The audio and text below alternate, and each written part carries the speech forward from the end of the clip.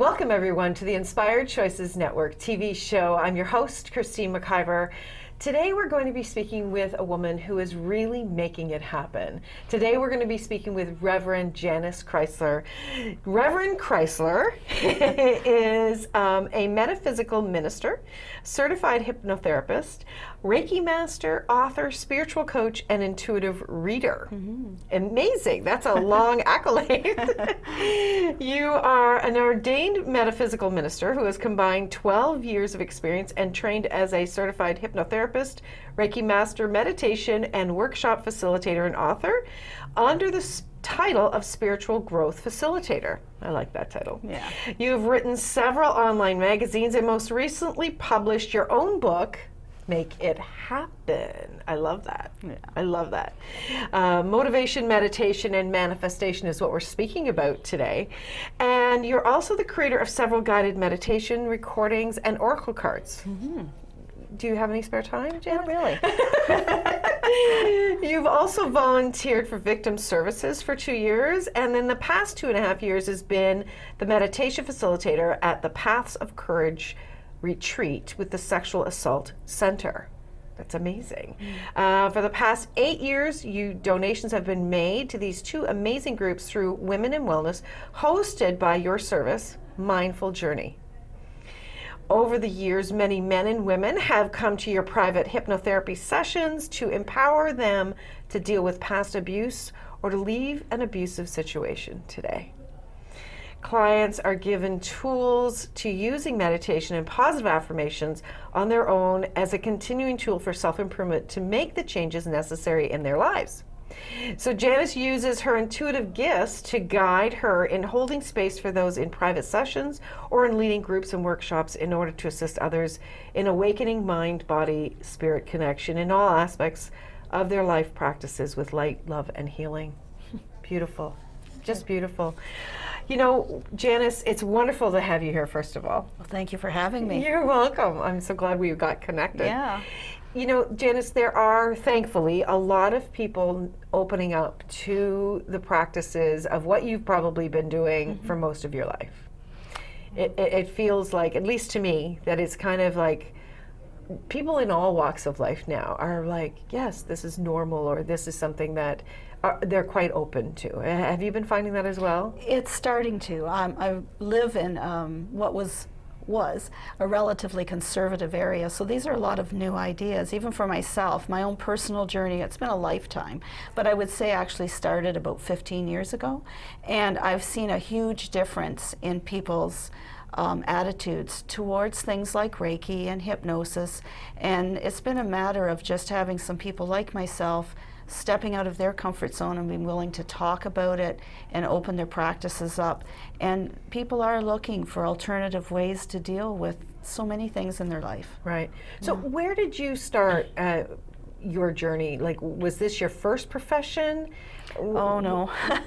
I'd say, as kind of corny as it may sound, as a small child, I remember thinking and feeling that I was going to be doing something spiritual in my life. And of course, I didn't really understand what that was at the time. But so I was always searching in that avenue, and I always wanted to be a teacher. And when I didn't go through to be the traditional teacher, I did find joy in that by volunteering in schools and the religious organizations I was involved with. I would be, you know, like a Sunday school teacher or choir master and things like this, to help fulfill that. And as I went along, and when I started to get involved with Reiki and then eventually hypnosis, I found that I really liked teaching people what I had learned. So that's when I began to design and facilitate workshops. Right. So it's been a lifetime, but it's always been there. It's always been there. Yeah. What had you reach out to? Was Reiki the first modality that you reached for? One of them. I had already started to meditate, and then through life circumstances where I had to because of physical issues, I had to leave a job that I knew I had to leave at some point anyway. I went back to school, got a job, and through that job I met someone who was a Reiki Master. I hadn't heard of it before, so we had lots of talks over lunch and things like that, and so I learned Reiki from her, and that just started to get me asking questions and put me into that role of being a teacher. And my intuitive gifts opened up then as well. As I was working with people in their energy field, I was starting to pick up things about them intuitively, and I found it was mostly related to their emotional and spiritual issues they were working through, and that's what led me to the hypnosis then. I thought, how can I help them even further? So tell us about, for anybody out there that really doesn't understand, give us a little brief around Reiki. And then how the intuitive gifts come to you. Well, Reiki is very old. Reiki itself is just light work, we call it, energy, where I don't have to touch the person. So I say it's like a touchless massage. And the practitioner uses their hands to work over the person's aura, over their body, and we can pick up the energy coming from their energy fields within the body. And every energy field has some kind of physical, emotional, or spiritual attribute to it. And some people are that do this are very physically attuned. And where I said, like with myself, I tended to pick up more so on the person's emotional issue that may be behind the dis-ease of the body. Okay. And so you're going more to the root. Going to the root of the problem. And the idea of Reiki is to align all these energy centers to bring balance. Okay. For healing. So. Wonderful, wonderful. And so how do you receive your intuitive messages? Yes, because there's so many different ways. Yes. I'm always curious how someone does. Well, as I said, when it started with the Reiki, the whole idea is, as a practitioner, when you begin it, you open yourself up to receive universal life force energy to flow through you. And you use your intuition to read those messages that come through. And I found as I was working on people, sometimes I actually had maybe a past loved one come through with a message for them. So I would take a moment and I'd say, okay, do I need to tell them what I'm hearing right now? And if I felt it was yes, I do. And so I had one gentleman that came to me for 3 sessions because it was not so much for the Reiki, he wanted to hear the readings. So then I kind of decided, well, maybe this is something I could do for people as well. And to me, they're a form of spiritual coaching.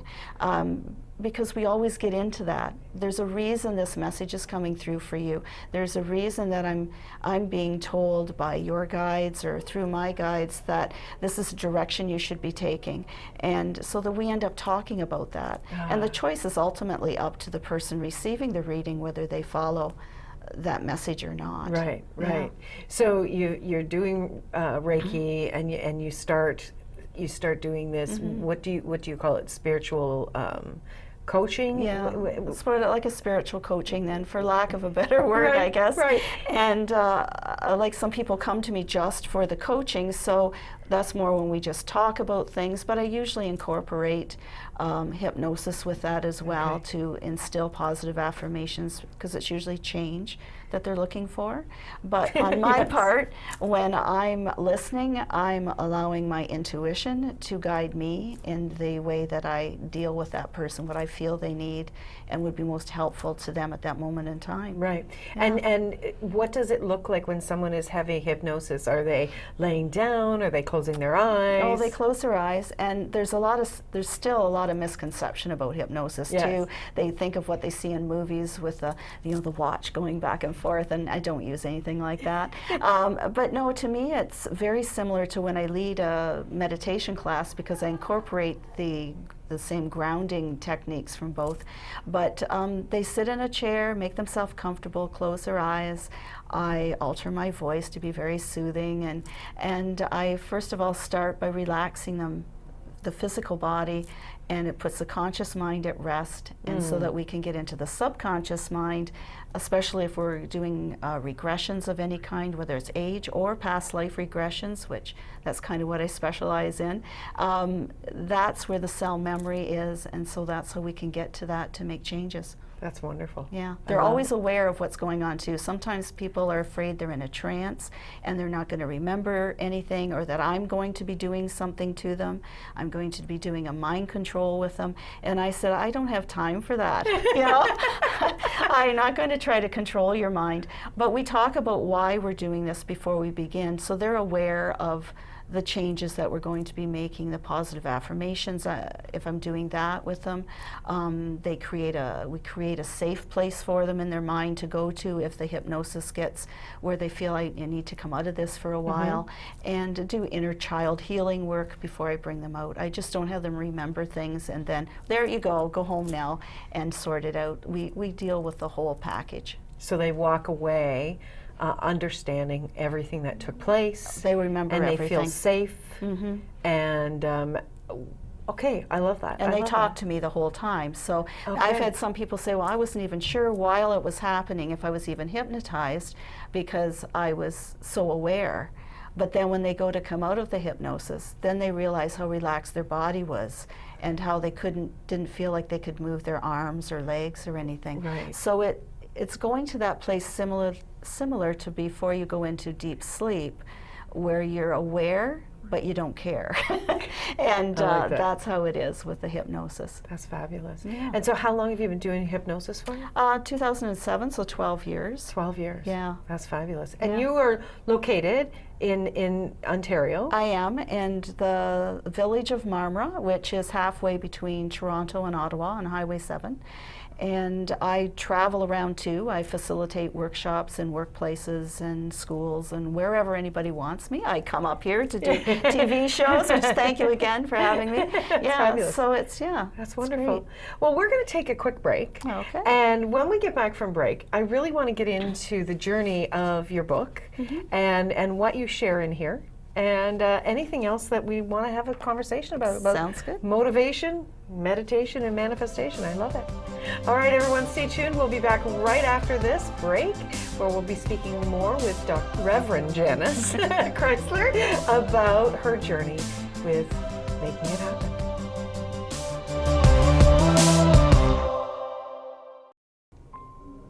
Have you thought about bringing your voice to the world? Are you looking to have a global platform that you can connect with? At Inspired Choices Network, we create an opportunity for you to bring your voice each and every week to a global platform. We support you, we train you, we bring your podcast out to more than 50 platforms. We are a network of building a community where we're bringing conscious voices to the world. If you're looking to have more of an opportunity, if you're looking to bring what you know to the world, do connect with us. You can contact us at inspiredchoicesnetwork.com, or you can send an email to becomingahost@inspiredchoicesnetwork.com. We'll have a conversation and we'll show you what truly is possible. Okay, everyone, welcome back to the Inspired Choices Network TV show. I have a wonderful guest, Reverend Janice Chrysler, here today, and we're talking about her journey to being who she is today, a real spiritual journey, and what you do in the world. I love that. So, Janice, we have your wonderful book, Make It Happen. Tell us about the journey to this and what you talk about in this book. I really enjoyed the beginning. I haven't finished it yet, but I really enjoyed the beginning of reading the book. Well, I think it really went back to when I started doing weekly meditation classes. I just held them in my home, and I had handouts for everybody about the topic for the evening. And it wasn't until one lady said, I've been coming here all these years and I've got a big thick binder at home with everything. And someone else spoke up and said, why don't you write a book? And then I had it happen about 3 or 4 times where someone said, why don't you write a book about all of this? And I thought, I guess that's what I should do. And so I went to a workshop, a weekend workshop about publishing your book and writing your book, because I didn't know anything about it. And I thought, I'm going to do this. And I went there with ideas of a couple different stories, but by the end of the weekend, I had chosen the name Make It Happen and decided to go from there. And even though it isn't about me, I have done everything in that book, and again, part of my journey is to teach to other people what I've learned so far, and then I learn so much from other people too every time I see a client or do a workshop. And I found the biggest thing was that we stand in our own way. of moving forward. So that's the start of the book. That's the motivation part. It's talking about, first of all, what is it that brings you joy in your life? Whether it's walking in the rain or petting your cat or if it's something bigger than that, what is it that really brings you joy? Not just makes you happy for the moment, but deep inside of you that even when things go wrong, you know you can reach in there and grab that and you're going to feel that joy. So I'm curious, you said we stand in our own way. Mm-hmm. Did you experience that as well? Oh, for sure. I didn't realize it at the time. But what I was doing, like a lot of people, making excuses for not moving forward with your purpose, even though it wasn't really too sure what it was at the time. But I was pretty set in my mind on the way things were, and I wasn't listening to other people's stories so much. And when I started to do that, then I started to ask questions. And I was kind of scared of asking questions. So who were you asking questions to? I guess the universe as a whole, like, what am I doing here? What is my purpose here? And, why do bad things happen to good people? And like all of those sorts of things. And so then even knowing that I should be felt that little inside push to be looking for a different job and things, I was using the excuse that, my kids are too small. Well, then my kids went to college. I couldn't say that. And, just making all excuses why I couldn't go. And of all things, I found the answer in a Dr. Seuss book. Oh my, I love that part of the book. Yeah. You should tell this part. This is so good. I always liked reading Dr. Seuss to my kids when they were little. And then when they got old enough that they didn't need me to read to them anymore, it was kind of sad. But anyway, I still liked Dr. Seuss. And then when my daughter graduated from college, they actually read, The Places You'll Go by Dr. Seuss. And I went out and bought the book. That was one I didn't have. Tucked it away. And then when I was going through this, knowing that I needed to make some changes, I was kind of guided to pick that book up and read it. And I thought maybe I'm being sentimental about my kids not being home or something. But when I read it, I thought, this is me. It's telling me that I have choices to make in life and only I can make them. Mm. And it's going to have some dark times where you feel very alone, and then there's other times, I think he says, like when boom boxes are playing. And then he said there's going to be the most useless time is time you're going to spend in the waiting room.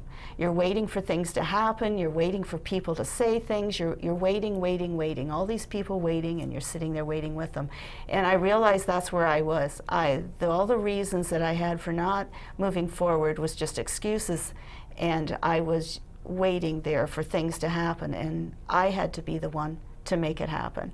So that's when I did. And that's where it came through. It came through. So I just started meditating with purpose, and trusting the answers that I was getting to be true, not over-analyzing anymore, just saying, that feels good, I'm going to do it, and just agreeing to it. Right. It's even like being here today. I'm not going to think about it. I'm just going, hey, she asked me, yes. That's really interesting. I've had that philosophy most of my life. Mm-hmm.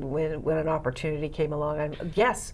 Yeah. And I found myself skydiving. Okay, I haven't done that. And just a few weeks ago, went in a hot air balloon. Yeah. And sometimes these moments where we say yes, whether it's a job opportunity or connecting with someone, or you're even doing some adventure, they can really pull us back and make us scared. And yet, those are the moments where we really, I have found, for myself and for my clients, is those are the moments where we really start to lean in, and we really start to enjoy and savor more of what's available to us. And I think especially in those uncomfortable moments is where we learn more about ourselves. I know I have for myself. Oh, most definitely. Have you found that for yourself as well? Oh, yeah. And people don't realize how much how many fears we have. It's our ego stopping us from doing things.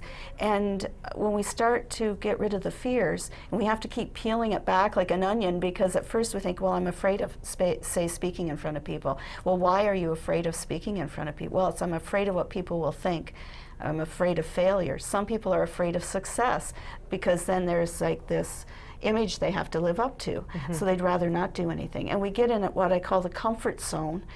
Even though it's uncomfortable, it can be a bad situation. That's why people stay in abusive situations. They don't like being there, but they're afraid they don't know what's outside of there. At least they know that when that door slams a certain way, what kind of mood someone's in when they come in the house. Oh my gosh. You know, and that's Oh horrible. my gosh, that's so amazing. My father struggled in his life, and I could tell by the way he walked. Mm-hmm. I could hear the footsteps, and I knew whether it was going to be a great night or it was going to be a challenging night. Yeah, and then as the recipient of that energy, you have that knot in your stomach, or Yes. or something like this. So if people can allow themselves to overcome that fear of the unknown, which is usually what it is as well, and take that step out, they'll say, but what if this happens? I said, yeah, but what if something wonderful happens? Right. And you're denying yourself that opportunity. And I like to get past thinking of things as good or bad or failures or successes. Everything's a life lesson. So what did I learn from it? If it wasn't such a great experience, well, maybe I won't do it again. Right. And if the bad things that you consider bad things keep happening, we need to step back and think, what's my role in this? Am I allowing a pattern to happen? And how can I break it? I agree. We need to take some more pauses and really look at our choices and our impact within them. You work with a lot of individuals from all walks of life, but you do work with people who are in abusive relationships. How does spirituality play into working with those individuals? A big part of it is, again,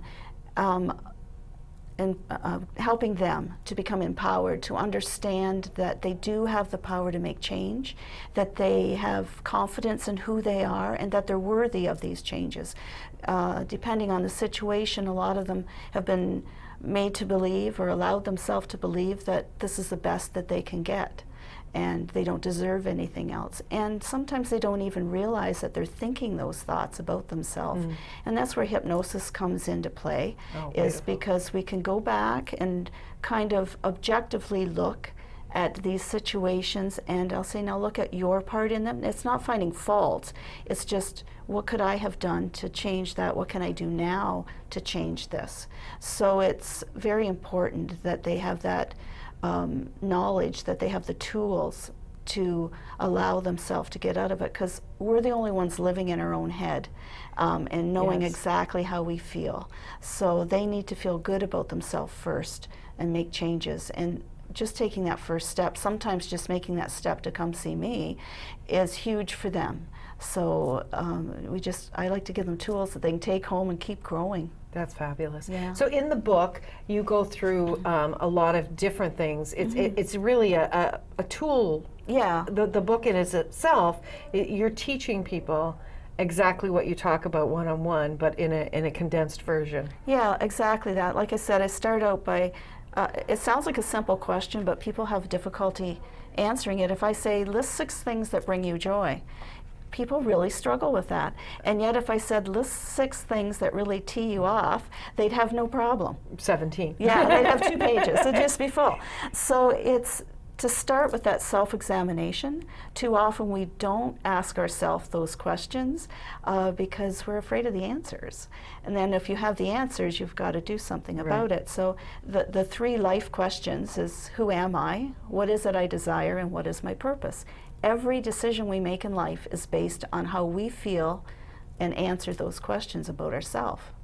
And if you've never asked those questions, chances are you could be living someone else's life. You're living what you think other people want you to do, especially as children. We may grow up and take a profession that our parents want us to do. Yes. And then one day we think, well, wait a minute, this is their life, not mine. So we need to reevaluate that, then look at the fears. Okay, now that I've addressed those things, how can I help move forward?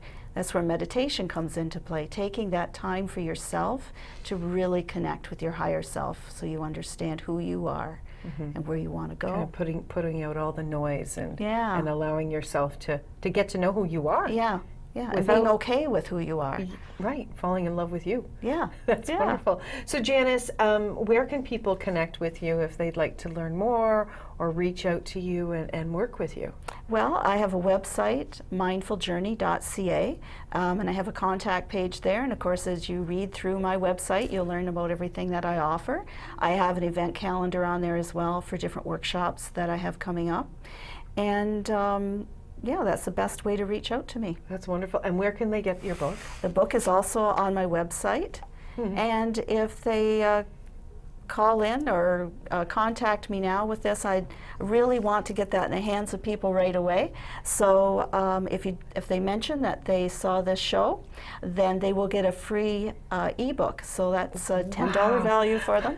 But they can get that right away, so they can start reading it. They'll also get the paperback, and then I'm donating a portion of that to the Paths of Courage Retreat Sexual Centers as well. Oh, wow, that's so wonderful. it's a give and receive for everybody. That's fantastic. Thank you. Thank you so much for everything you're doing, and for putting this book together to support other people. It really is a gift, and I'm so pleased, as I said at the beginning, I'm so pleased that these things are becoming normalized. That people are starting to open up to, there's a possibility here I can go beyond drugs and medication and numbing myself and really start to change my world by becoming quiet, by really looking at my choices and changing them. Yeah, it's a great change to be going in. I'm very happy to be part of it. That's wonderful. So thank you very, very much for being here. If you would like to connect with Janice, please go to her website, mindfuljourney.ca. And be sure to join us again next week. We're going to have another fabulous guest who's choosing to inspire themselves and the world around them.